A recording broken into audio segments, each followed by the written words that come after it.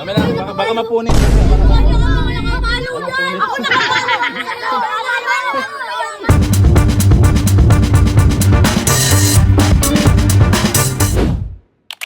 Ako pa rin to, si Kuya Toy. Hindi gwapo pero marunong makontento. So ayun guys, simulan na naman ang panibagong araw. Kaya naman si Tulinggoy, excited na naman gumalaw. Kinuha na niya ang mga gamit namin. Nakalimutan ko pa yung helmet ko, ang layo na pati namin. Helmet na iwang ko.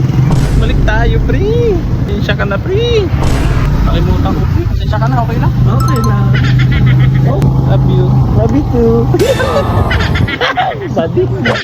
So ayun, nakuha ko na nga ang helmet ko. Nilagay ko na rin sa aking ulo. Pero di ko na ilak kung ano-ano kasing binabalak. Buti na lang maganda ang panahon. Kasama talaga, sana wag umulan ngayon. Parang mga lakad namin ay di maabala. Habang tumatagal kasi ay mas lalong dumadami sila. Tapos matadagdagan pa pagsapit ng umaga. Kaya naman ngarag talaga. Lalo na ngayon dahil kami lang dalawa. Kaya minsan sa Jumapa may nagagalit na. Buti na lang at napapaliwanagan sila ni Ate Gracia. Nagsimula muna kami sa pinakamalapit naming madadaanan. Kaya naman itong Sienalos ang unang pinuntahan. Kuya Toy, nasa inspection tayo, baka nakakalimutan mo. Parang nasa Goldilocks lang kung magtingin ng tinapay dito. O kala nyo nasa SM na kami, no? Wala nang dito sa panganiban namin. Pero ang LCC dito ay maganda naman din. Si Tulinggoy, ginawa pa talaga tong salamin. Bitawan mo yan, hindi mo naman yan bibili. May nangingili ng sticker sa atin dito sa inspeksyonan namin. Shoutout nga pala sa inyo, sa tropang atin. Pati mga gasolinahan ay aming i-inspeksyonan. Mga oil and water separator kasi ay aming tinitingnan. Kung nami-maintain ba ito ng maayos at nalilinisan. Para naman siguradong working yan. Pre, walang basurahan.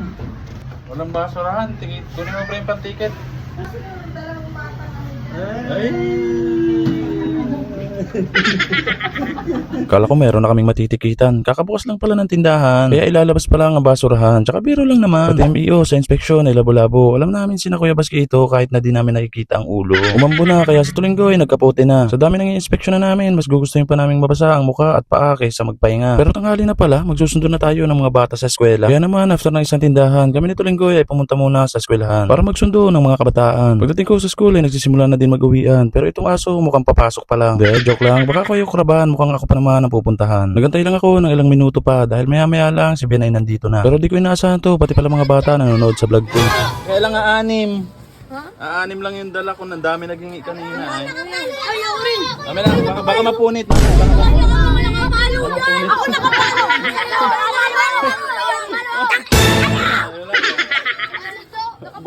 Bukas, madala ulit ako. Naubos na eh.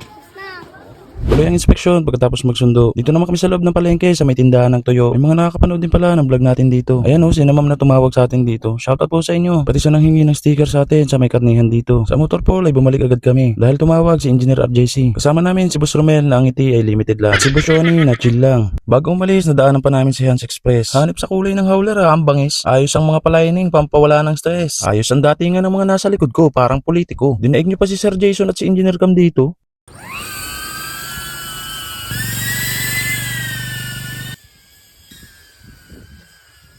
Handa na sana akong bumoto kaso si Boss Romel lang pala to. Kala ko tatakbong kandidato. Tingnan nyo naman kasi yung mga kasamahan no. Mga disente at ang gagwapo parang mga kasama niya sa partido. Shoutout nga pala sa pogi na chinito. Masipag na maaasahan pa to. Ito nga pala si Wet, ang dalubhasa at veterano sa paggugupit. Kung nagustuhan mo pala ang video ito ay pakilike and share mo naman. Sige na, libre naman. Huwag mo na rin kalimutan i-follow ang ating page. Salamat!